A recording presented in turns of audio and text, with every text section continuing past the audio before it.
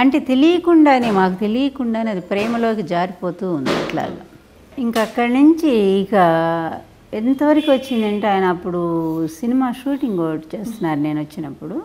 సరే నేను మామూలుగా వచ్చాను, పగలు నోట్స్ తీసుకున్నాను, ఇంకా వెళ్ళిపోవడానికి బయలుదేరితే అసలు ఆ టైంలో ఆయన చూసిన చూపు నేను ఎప్పటికీ మర్చిపోలేను. తను ఒంటరేమో, తనకి ఇంకెవరు లేరేమో అనేటువంటి ఒక చూపు ఉంటుంది బిడ్డలో.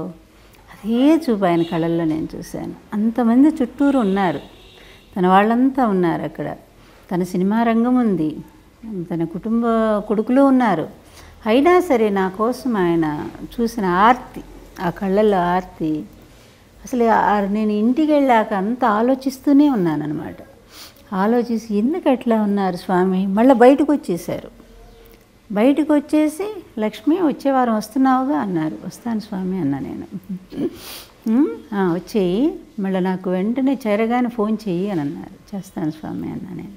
అప్పుడు అనుకున్నాను, నేను స్వామి కోసం ఏదో ఒకటి చెయ్యాలి. నేను ఆయనలో ఉండే అశూన్యాన్ని నేను పోగొట్టాలి. ఇక ఎట్లా ఆయనకి ఏదైనా మంచి పొయిటరీ చెప్తే బాగుంటుందేమోనని, స్వామి ఒక పొయిటరీ చెప్పనా అన్న నేను అక్కడికి వెళ్ళాక. చెప్పు అని అన్నారు. నేను అన్నాను, మది తలపుల పువ్వులు పూస్తే మకరందం నువ్వు, సువాసననే జ్ఞాపకం పరిమళం చిరుగాలై మనసుని తాకితే, నీ పిలుపేమో అలికిడి పులకింత నీ తాకిడి. ఎంత నచ్చిందంటే అది. ఎన్నిసార్లు ఆయన చివరి వరకు వినిపించుకున్న పొయిటరీ అది. ఇక అట్లా మొదలైంది పొయిటరీ ఫోన్లో చెప్పుకోవటం.